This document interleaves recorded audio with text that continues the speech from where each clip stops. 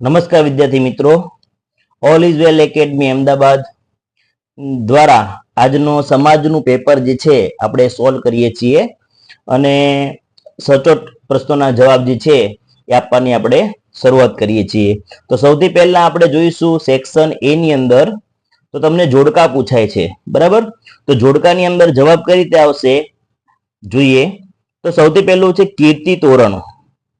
તો કીર્તિ તોરણનો જવાબ આવશે વડનગર। કીર્તિ તોરણ ક્યાં આવ્યું? તો કે ભાઈ વડનગરમાં આવ્યું છે, એટલે એનો પહેલો જવાબ આવશે ઈ વડનગર, બરાબર। જરીકામ, જરીકામ માટે તો ખબર જ છે કે પ્રખ્યાત જે છે એ કઈ જગ્યાએ જરીકામ થાય છે, તો એક જ નામ આવે સુરત, તો બીજો જવાબ આવશે ડી સુરત। સ્તંભ લેખો, સ્તંભ લેખો માટે યાદ રાખવાનું, સ્તંભ લેખો પર જે લિપિ લખી છે બ્રાહ્મી લિપિ છે, એટલે એના માટે જે આવશે એ બ્રાહ્મી લિપિ એ। એલિફન્ટા, તો એલિફન્ટા માટે આપણે ખબર જ છે કે ભાઈ એલિફન્ટા જે છે મુંબઈ સાઈડ આવી છે ગુફા, અને આની જે વાત આવશે એનો જે જવાબ આવશે એ આવશે બી ધારાપુરી। ત્યાર પછી ભારતીય સંગ્રહાલય પાંચમો જે ઓપ્શન આવશે એ આવ્યું છે કોલકાતાની અંદર, તો એનો જવાબ આવશે સી કોલકાતા, બરાબર। તો આ જે છે સેક્શન એના વિકલ્પો છે। આ રીતે તમે જોડીને પણ અમને તમને બતાવ્યા છે, અને અહીંયા તમને પહેલામાં એફ, બીજામાં ડી, ત્રીજામાં એ, ચોથામાં બી અને પાંચમામાં સી, આ રીતના ઓપ્શન પણ તમે જોઈ શકો છો। જો આ પ્રમાણે તમારા જવાબ હોય તો સાચા। ત્યાર પછી આપણે જોઈશું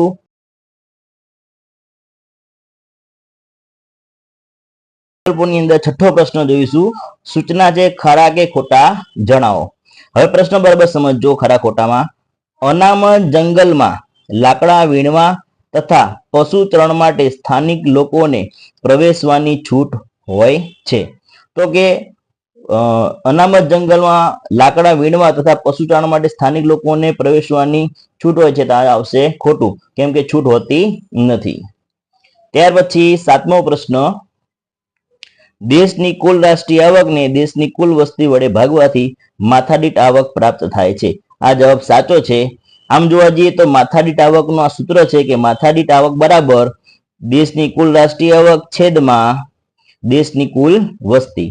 તો આ સૂત્રને આપણે અહીંયા ખરા ખોટા સ્વરૂપે પૂછેલું છે, જે સાચું છે। પ્રશ્ન નંબર 8, ગુજરાત સરકાર દ્વારા કિશોરીઓને પોષણયુક્ત આહાર તેમજ કૌશલ્યના વિકાસ માટે સબળા યોજના અમલી બનાવી છે, તો સબળા યોજના અમલી છે જ ઓલરેડી, એટલે સાચું આવશે। નવમો પ્રશ્ન, ગ્રામ પંચાયત અને નગરપાલિકામાં પણ અનુસૂચિત જાતિ અને અનુસૂચિત જનજાતિ માટે કેટલીક બેઠકો અનામત રાખવામાં આવે છે, તો એકદમ સાચી વાત છે, અનામત હોય છે જ, માટે સાચું આવશે। 10મો ખરા ખોટું, 2011ના એક અંદાજ મુજબ ભારતમાં સૌથી વધુ વૃદ્ધોની વસ્તી અરુણાચલ પ્રદેશમાં છે, તે ખોટું આવશે। આનો સાચો જવાબ જે છે તો અરુણાચલ પ્રદેશની જગ્યાએ આવશે કેરળ, કેરળ, બરાબર, કેરળ લખીએ તો પણ વાંધો નહીં, એટલે અરુણાચલ પ્રદેશ ખોટું છે। ત્યાર પછી ખાલી જગ્યા જોઈએ વિકલ્પ સ્વરૂપે, આપણે અગાઉ પણ બ્લુપ્રિન્ટ આપી હતી અને બ્લુપ્રિન્ટ પ્રમાણે જ અહીંયા તમે જુઓ છો પ્રશ્નો પૂછાયેલા છે। કૃષ્ણરાજ સાગર બહુહેતુક યોજના ખાલી જગ્યા નદી પર આવેલી છે, તો કાવેરી નદી પર આવેલી છે। 12મો પ્રશ્ન, ગરીબી રેખાનો ખ્યાલ સર્વપ્રથમ WHO ના નિયામક ખાલી જગ્યાએ રજૂ કર્યો હતો, તેનું નામ છે બ્યોડ ઓરે। અને 13મો પ્રશ્ન, અમેરિકન પ્રમુખ ખાલી જગ્યાએ અમેરિકાની સંસદમાં 15 માર્ચ 1962 ના રોજ ગ્રાહકોને 4 અધિકારો આપ્યા હતા, તો એ પ્રમુખનું નામ છે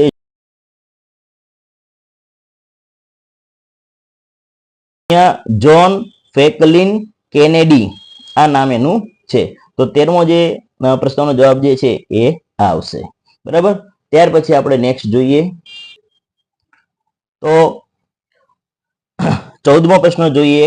તો હજી સુધી જો તમે અમારી ચેનલ સબસ્ક્રાઇબ ન કરી હોય તો અમારી ચેનલ સબસ્ક્રાઇબ કરી લેજો, અમારું ફેસબુક પેજ હોય તો એને ફોલો કરી લેજો, યુટ્યુબ ચેનલ હોય તો એને સબસ્ક્રાઇબ કરી લેજો, જેથી આવા સરસ મજાના વિડીયો જે છે તમને સચોટ માહિતી સાથે મળતા રહેશે।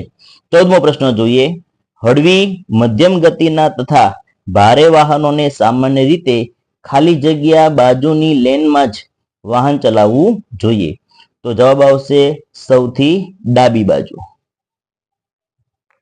ઉર્જાનો મુખ્ય સ્ત્રોત ખાલી જગ્યા છે સૂર્ય. આ એકદમ કોમન પ્રશ્ન છે, નાના બાળકો એને પણ ખબર હોય કે ઉર્જાનો મુખ્ય સ્ત્રોત કોણ છે? સૂર્ય. એકદમ ઈઝી પ્રશ્ન છે. તો અહીં જોઈએ આપણે 15 વિકલ્પો પૂર્ણ થઈ ગયા છે. 16મા પ્રશ્ન તરફ આગળ વધીએ, જે MCQ છે. તો જોવા જઈએ, નીચેનામાંથી કયું જૈવ આરક્ષિત ક્ષેત્ર છે? તો સ્વાભાવિક છે તે પચમઢી. અહીંયા બોર્ડવાળાની એક ભૂલ છે, પચમઢી ના આવે, અહીંયા આવે પંચમઢી. સાચો જવાબ આવે પંચમઢી. બરાબર, સ્પેલિંગ મિસ્ટેક છે એટલે એ ધ્યાનમાં લેવું. પંચમઢી, પણ પચમઢી પ્રમાણે તમે ડી લખ્યો છો તો પણ સાચું મળશે. 17મો પ્રશ્ન, નીચેનામાંથી કયો રેશમનો પ્રકાર નથી? રેશમ એટલે કાપડ આવે, તો એક, ઈરી, ટસર અને સેતુર આ એક પ્રકાર છે. ઝીંગા જે છે એક માછલીનો પ્રકાર છે. તો ઝીંગા જે છે એ આમાં રેશમનો પ્રકાર નથી એવું કહી શકાય, એટલે ડી જવાબ આવશે. ગુજરાતનું સૌથી મોટું રેલવે સ્ટેશન કયું છે? અમદાવાદમાં રહેતા હોય એટલે બધાને જ ખબર હોય, ઓલ ગુજરાતના લોકોને ખબર છે કે ગુજરાતનું સૌથી મોટું રેલવે સ્ટેશન અમદાવાદ છે. આ પણ સૌથી સહેલો પ્રશ્ન પૂછાયેલો છે. ત્યાર પછી આપણે 19મા પ્રશ્ન તરફ જઈએ. ગુજરાત સરકારે ગ્રાહક સુરક્ષાના નિયમો 1988 ક્યારે અમલમાં મૂક્યા? હવે આ પ્રશ્નના જવાબમાં ઘણા વિદ્યાર્થીઓએ 15 માર્ચ 1988 લખ્યો છે, પણ સાચો જવાબ આવશે 18 ફેબ્રુઆરી 1988. એટલે આ જવાબ જેને લખ્યો એનું સાચું ગણાશે. ત્યાર પછી આપણે આગળ જોઈએ, દ્વિચક્રી વાહન ચલાવતા પહેરતા હેલ્મેટનું મુખ્ય કાર્ય નીચેનામાંથી કયું છે? હવે મુખ્ય કાર્ય કીધું તો અહીંયા એક જ જવાબ આવે છે, માથા પર આવેલ અથડામણના આઘાતની અસર ઓછી કરવી. તો આ એનો મુખ્ય જવાબ છે. આમ જોવા જઈએ તો આ બધા ઓપ્શન આવે છે, પણ જો નીચે ડી ઓપ્શન તરીકે ઉપરના 3 એવું લખ્યું હોત તો એ જવાબ માન્ય ગણાત. પણ આ 4 માંથી સિલેક્ટ કરવાનું થાય તો વધુ નજીકનો જવાબ આ ગણાય. એટલા માટે માથા પર આવેલ અથડામણના આઘાતની અસર ઓછી કરવી એનો મુખ્ય જવાબ રહેશે. આ તમારા થઈ ગયા MCQ કમ્પ્લીટ. હવે એક શબ્દમાં જવાબ જે છે આપણે જોઈએ અહીંયા. આંતરરાષ્ટ્રીય ખાદ્ય પદાર્થોને પ્રમાણિત કરવાનું કાર્ય કરનાર આંતરરાષ્ટ્રીય કમિશનનું નામ જણાવો. તો CAC આવું લખ્યું તો પણ સાચું, અને પૂરું નામ લખ્યું હશે તો પણ સાચું. 22મો પ્રશ્ન, છોડના લીલા પાંદડા કઈ ક્રિયાના માધ્યમથી હવામાંથી કાર્બન લે છે? કાર્બન એટલે આપણે કાર્બન ડાયોક્સાઇડ લે છે.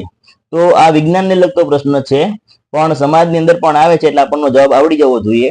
પ્રકાશ સંશ્લેષણ એનો જવાબ છે.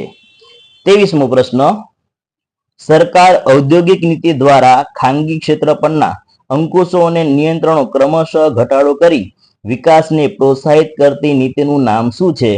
તો નામ છે આર્થિક ઉદારીકરણ. ઘણા વિદ્યાર્થી ખાલી ઉદારીકરણ પણ લખ્યું હશે. જો આમ જોવા જઈએ તો ઉદારીકરણ લખ્યું હોય તો પણ સાચું જ કહેવાય, પણ મુખ્ય જવાબ જે છે આર્થિક ઉદારીકરણ. લગભગ તમે ઉદારીકરણ લખ્યું હશે તો તમને સાચું જ આપી દેશે. બરાબર. 24મો પ્રશ્ન, ગુજરાતની નર્મદા, તાપી, મહી, સાબરમતી સહિતના નદીઓમાં જોવા મળતું કયું પ્રાણી તે ક્ષેત્રોમાં લગભગ લુપ્ત થવાને આરે છે? તો આનો જવાબ છે જળ બિલાડી. આ પણ એકદમ સહેલો અને સરળ પ્રશ્ન છે. તમે જોયા તો કે સેક્શન A ની અંદર 24 પ્રશ્નોનું સરળ અને સમજૂતીમાં તમને સોલ્યુશન આપી દીધું છે. તો હજી તમે અમારી ચેનલને સબસ્ક્રાઇબ ન કર્યું હોય તો કરી લેજો. અમારા ફેસબુક પેજને, ઇન્સ્ટાગ્રામને ફોલો ન કર્યા હોય તો ફોલો કરી દેજો, કેમ કે આવનારા સમયની અંદર હવે આગલા ધોરણના અને તમારા ભણવાના તમારા ઉપયોગી થાય એવા વિડીયો જે છે આપણે બનાવવાના છીએ. તો હાલ જ હમણાં જ સબસ્ક્રાઇબ કરી લેજો અને અમારા ચેનલને લાઈક આપી દેજો. આ સિવાય જોવા જઈએ તો કે અહીંયા સેક્શન B ની અંદર 27મો પ્રશ્ન છે મને ઓળખો. એના વિશેનો આપણે ચર્ચા કરવાના છીએ કે વૈષ્ણવ સંપ્રદાયની શૃંગાર ભક્તિ સાથે ઉત્તર ભારતમાં વિકાસ પામેલ નૃત્ય એટલે કથક નૃત્ય એવો જવાબ આવે. અને બીજો પ્રશ્ન હતો કે હું સંગીતને લગતો વેદ ગણાવું છું, એટલે કે સંગીતને લગતી તમામ માહિતી જે વેદમાં જોવા મળે છે એનું નામ લખવાનું હતું, અને એ વેદ છે સામવેદ. તો આ એના જવાબો છે. તો મને આશા છે કે તમને આજનો વિડીયો ખૂબ જ ગમ્યો હશે, પસંદ આવ્યો હશે અને આજના વિડીયોમાંથી તમને ઘણું બધું શીખવા મળ્યું હશે. તો આવા જ વિડીયો જોવા માટે અમારી ચેનલને સબસ્ક્રાઇબ કરી દેજો અને તમારા ગ્રુપમાં શેર કરી દેજો. ધન્યવાદ. Thank you.